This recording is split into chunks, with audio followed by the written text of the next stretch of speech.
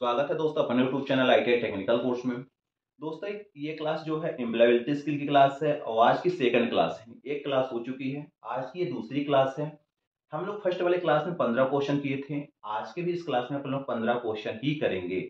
आप लोग आईटीआई कर रहे हो, कोई भी ट्रेड से हो, एम्प्लॉयबिलिटी जैसा कि सबको मालूम है सेम क्वेश्चन आते हैं। कोई भी ट्रेड हो सभी में सेम सब्जेक्ट होती है, सेम क्वेश्चन आते हैं। ऐसा नहीं कि इलेक्ट्रीशियन वालों को कुछ और आएगा, फिटर वालों को कुछ और आएगा, ऐसा कुछ नहीं होता।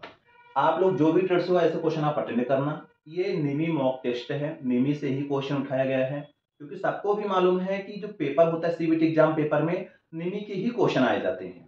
निमी के क्वेश्चन ही पूरे आते हैं वहां पर। निमी क्वेश्चन इसलिए मैं आपको करा देता हूं ताकि आपको कहीं भी दिक्कत ना जाए पेपर में, आप भी अच्छा स्कोर यहाँ पे लिया सकते हो। अब यहाँ पे आप लोग को फर्स्ट ईयर की क्लास देखना है तो आप प्लेलिस्ट पर जाइए।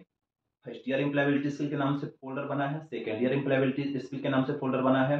इलेक्ट्रीशियन थ्योरी की क्लास करना है तो वहाँ पे फोल्डर बने हैं चैप्टर बाय चैप्टर, आप वहां से भी अटेंड कर सकते हैं। अब यहाँ पे अपन कल 15 क्वेश्चन कर लिए थे, आज 15 करेंगे, यानी आज का 16वां नंबर क्वेश्चन अपना रहेगा। क्वेश्चन बहुत सरल होते हैं, बस आपको एक बार समझना पड़ेगा, रटने की कोई आवश्यकता नहीं पड़ेगी। एक बार यदि आप क्वेश्चन समझ गए तो आप अपने पेपर पे इजीली कर सकते हो ऐसे क्वेश्चन। क्वेश्चन है commas full stop question mark are example, यानी जो अल्प विराम है, पूर्ण विराम है, प्रश्नवाचक चिन्ह है, किसके उदाहरण है। मैंने कल भी कुछ इसी से रिलेटेड क्वेश्चन करवाया था, आज भी इसी से रिलेटेड क्वेश्चन है। जो अल्प विराम होते हैं, पूर्ण विराम होते हैं, प्रश्नवाचक चिन्ह होते हैं, ये किसके उदाहरण है, एग्जाम्पल किसके हैं। ऑप्शन ए है डिजाइन, ऑप्शन बी है पंचुएशन यानी मार्क यानी विराम चिन्ह, ऑप्शन सी है फॉर्मल कम्युनिकेशन औपचारिक संचार, ऑप्शन डी है नॉन यानी कोई नहीं। इसका जो राइट आंसर होने वाला है ये विराम चिन्ह है सारे, अल्प विराम, पूर्ण विराम, प्रश्नवाचक चिन्ह। जो एग्जाम्पल है ये विराम चिन्ह के हैं, यानी इसका जो राइट आंसर होगा बी नंबर परफेक्ट होगा। क्या, विराम चिन्ह, राइट आंसर लीजिए बी नंबर। क्वेश्चन नंबर अपना 17 है और 17वां नंबर जो हमारा क्वेश्चन रहेगा ये क्वेश्चन है you are requested to complete, you are requested to complete the given assignment by Monday, this is an example.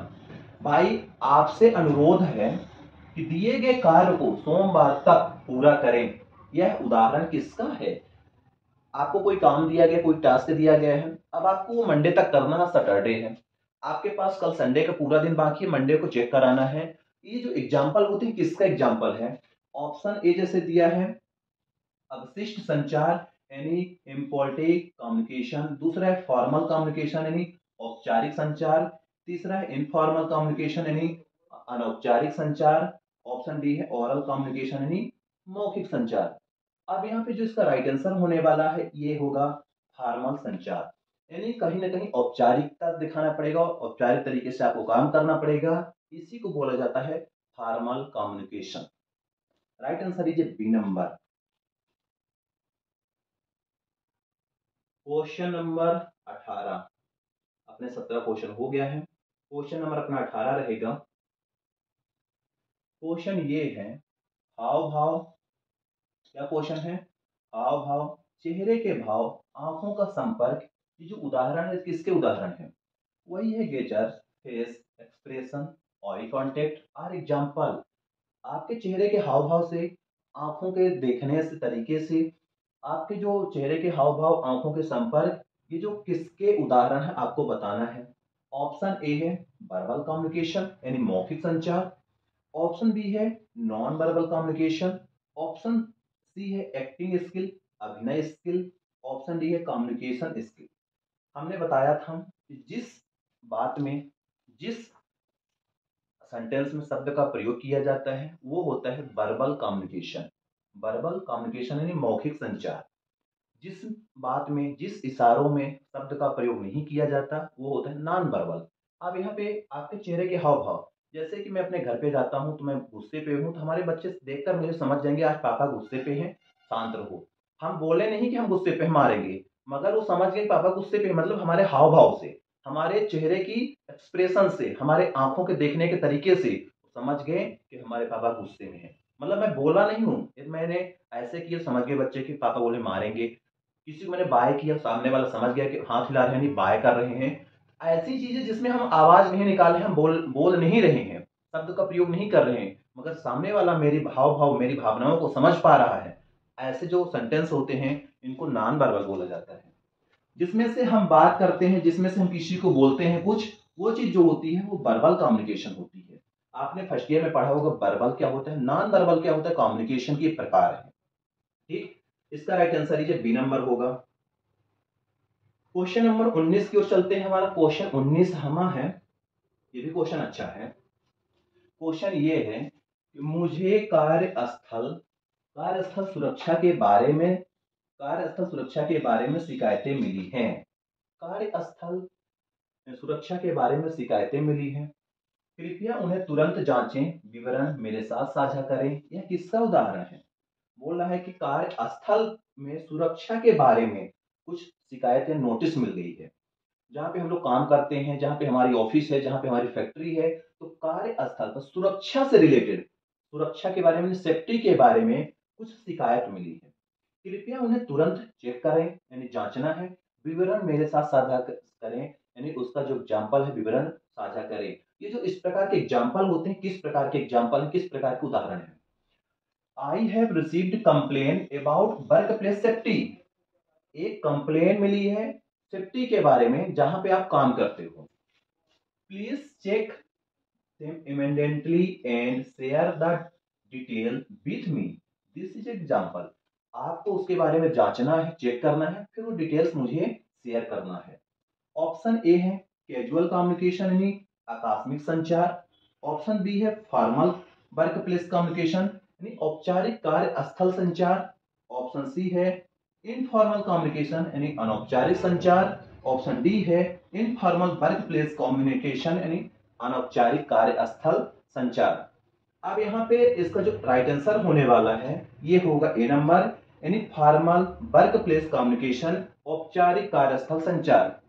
किसी ने आपको प्रॉपर सुरक्षा के बारे में लेटर जारी किया है, उस लेटर को आपको चेक करना है। चेक करने के बाद अपने साहब को बताना है कि क्यों जारी किया। शायद हमारे एम्प्लॉय थे, शूज नहीं पहने थे, ग्लव्स नहीं लगाए थे या कैप नहीं पहने थे। तो ये जो तरीके होते हैं ये होते हैं फॉर्मल तरीका, फॉर्मल यानी औपचारिक कम्युनिकेशन। ठीक, बी नंबर इसका राइट आंसर होगा।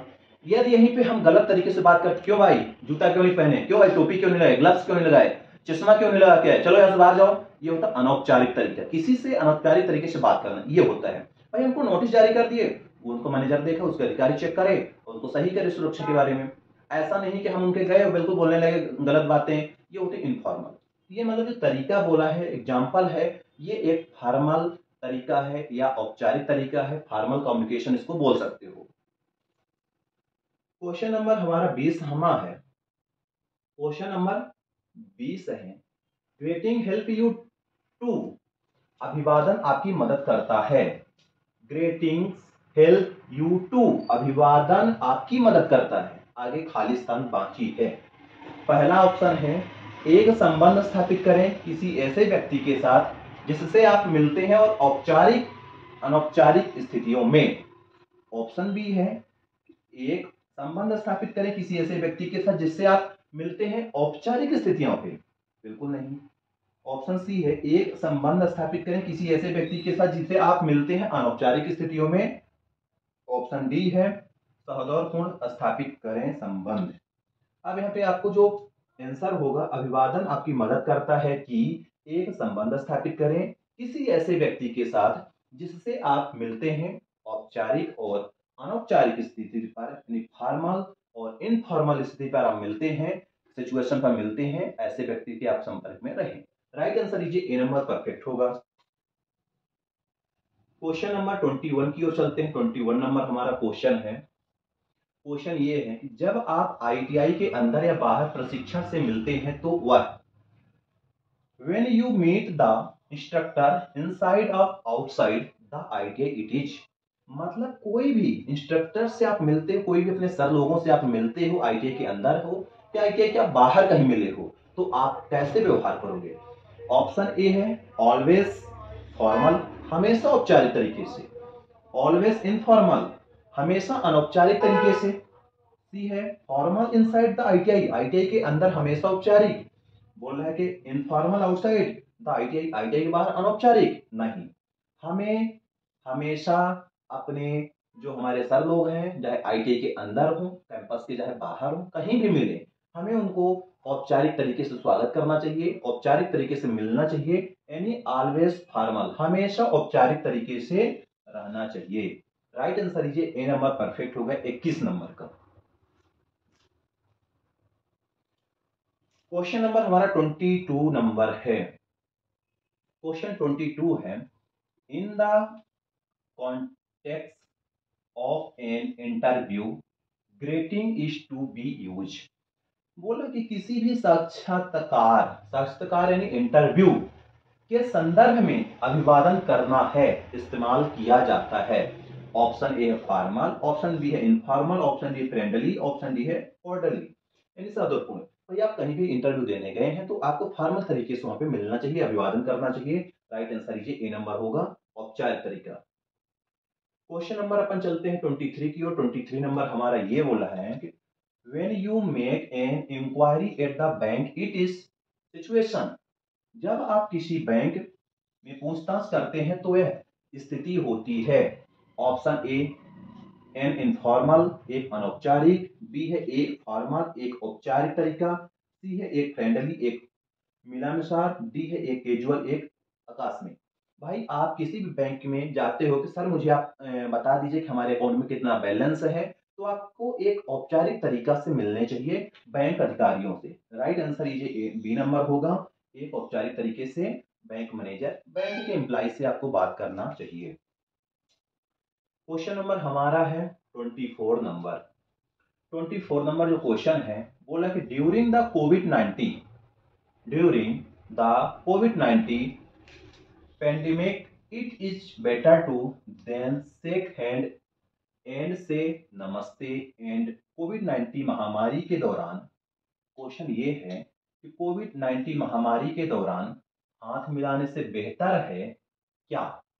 भाई हम कोविड जब हुआ था वहां का सवाल है। बोला कि जब कोविड हुआ था तो हाथ मिलाने से बेहतर क्या है। ऑप्शन दिया है, गले लगाओ हाथ हिलाओ कोई मतलब नहीं, हाथ हिलाओ सही है, सी गले लगाओ हाथ पकड़ो बिल्कुल नहीं, किसी को गले नहीं लगाना। Right answer is a number. बहुत सारा क्वेश्चन आपको पता था कोविड-19 में हम किसी से बाय कर सकते हैं, मगर हमें ना गले लगना है ना तो हाथ मिलाना है, एक दूसरे से संपर्क में नहीं रहना है। कोविड-19 का आपको बहुत बड़ा मिल गया होगा सीख जब कोविड-19 हुआ था 2021 में। तो इसका राइट आंसर बी नंबर होगा।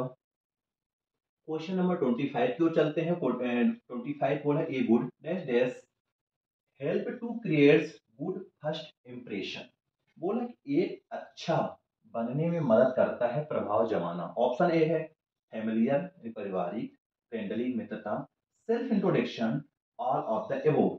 यानी यही बोला कि एक अच्छा स्वपरिचय बनाने में मदद करता है। यानी किसी को सेल्फ इंट्रोडक्शन जब देते हैं तो वो हमें बहुत अच्छे तरीके से तभी समझ पाता है जब हम उसको अपने बारे में अच्छे से प्रॉपर परिचय देंगे तब। भाई किसी को हम अपने बारे में अच्छे से बताएंगे तभी तो हमें वो समझ पाएगा। इसका राइट आंसर ये सी नंबर परफेक्ट होगा। 26 की ओर चलते हैं। 26 नंबर जो क्वेश्चन है, ये क्वेश्चन है कि be many have to introduce colleagues peers and superiors in the context. हमें सहकर्मियों, साथियों, वरिष्ठों का परिचय कराना पड़ सकता है। कैसे संदर्भ में, सेल्फ इंट्रोडक्शन स्वपरिचय, इनफॉर्मल यानी अनौपचारिक, फॉर्मल यानी औपचारिक, आधिकारिक यानी ऑफिशियल। भाई हम किसी भी सहकर्मी का मतलब होता है कोवर्कर, कोवर्कर जहाँ पे हमारे साथ काम करते हैं, हमारे दोस्त हो गए, वरिष्ठ नागरिक हो गए, इनके साथ जो परिचय कराते हैं तो हम लोग एक फॉर्मल तरीके से परिचय कराएंगे, एक औपचारिक तरीके से कराएंगे, ना कि अनौपचारिक तरीके से। क्वेश्चन नंबर 27 की ओर चलते हैं। 27 नंबर हमारा जो क्वेश्चन है, ये क्वेश्चन बहुत अच्छा है। क्वेश्चन ये है, a quick self introduction it called, त्वरित आत्म परिचय कहलाता है। पहला एलिवेशन पिच, दूसरा है elevation tone, elevation pitch, elevation tone. इसका जो राइट आंसर होगा एलिवेटर पिच। क्या, एलिवेटर पिच। यहाँ पे थोड़ा सा मिस्टेक हो गई है मगर सही है। हाँ एलिवेशन टोन पिच हाँ सही है। इसका राइट आंसर सी नंबर होगा। क्वेश्चन नंबर अपन चलते हैं 28 की ओर। क्वेश्चन हमारा है 28 नंबर। ये बोल रहा है कि जब आप अपने पिता के साथ किसी मित्र की शादी में शामिल होते हैं, आपने पिता को अपने मित्र और अपने से मिलवाना पड़ सकता है। आपने पिता का मित्र, यह कैसी स्थिति है? भाई स्थिति आपको बताना कि कैसी स्थिति है। हम कहीं भी शादी ब्याह में गए हैं, पता चला कि हमारे दोस्त के फादर से, हमारे फादर से हैं, तो हम मिलाना चाहते हैं मित्र से या फादर से, तो कैसी ये स्थिति है? ऑप्शन ए है एलिवेटर पिच, ऑप्शन बी है फॉर्मल औपचारिक, ऑप्शन बी है इनफॉर्मल, ऑप्शन सी है उन्नयन। शादी ब्याह में यदि मिलना पड़ रहा है, शादी ब्याह पे अपन मिलते हैं, तो अपन इनफॉर्मल तरीके से बात कर सकते हैं, हंसी मजाक कर सकते हैं। इसका राइट आंसर ये सी नंबर होगा, यानी औपचारिक तरीके से हम बात कर सकते हैं। ये एक ऐसी स्थिति है। 29 की ओर चलते हैं। हमारा क्वेश्चन नंबर 29 है। 29 में क्वेश्चन ये है, एक विद्युत उपकरण में ग्राहक बिक्री कार्यकारी के रूप में शोरूम आपका अभिवादन एवं आपका परिचय आपके पर्यवेक्षक का प्रशिक्षक होगा, यानी ट्रेनिंग होगी। वही बोला है, is a customer sales executive in a electrical application showroom है। उसको इलेक्ट्रिशियन का एप्लीकेशन का या एक इलेक्ट्रिशियन की दुकान है। Your greeting in introduction of your instructor to your supervisor shall be. Option A है वर्णात्मक, ऑप्शन बी है फॉर्मल, ऑप्शन सी है इनफॉर्मल, ऑप्शन डी है एलिवेटर टोन। राइट आंसर होगा औपचारिक। 30 नंबर है। क्वेश्चन नंबर 30 है। क्वेश्चन ये है, बहुत अच्छे व्यवहार उपलब्धियां और उदाहरण के तौर पर नेतृत्व करने वाले व्यक्ति होते हैं। ऑप्शन ए है ग्राहक सेवा कार्यकारी, ऑप्शन बी है बिक्री पर्यवेक्षक, ऑप्शन सी है आईटी प्रशिक्षक, ऑप्शन डी है रोल मॉडल। सबको मालूम है कि बहुत अच्छे व्यवहार उपलब्धियां और उदाहरण के तौर पर नेतृत्व करने वाले जो व्यक्ति होते हैं वो होते हैं रोल मॉडल्स। इसका राइट आंसर ये डी नंबर परफेक्ट होगा। क्लास नंबर 2 की भी 30 क्वेश्चन हो चुके हैं। 15 क्वेश्चन इसमें, 15 क्वेश्चन उसमें, यानी टोटल 30 क्वेश्चन अपन कंप्लीट कर लिए हैं। आगे की क्लास अपन नेक्स्ट क्लास पे करेंगे। आगे के क्वेश्चन है नेक्स्ट क्लास पे अपन करेंगे। मिलते हैं नेक्स्ट क्लास पे। जय जय भारत।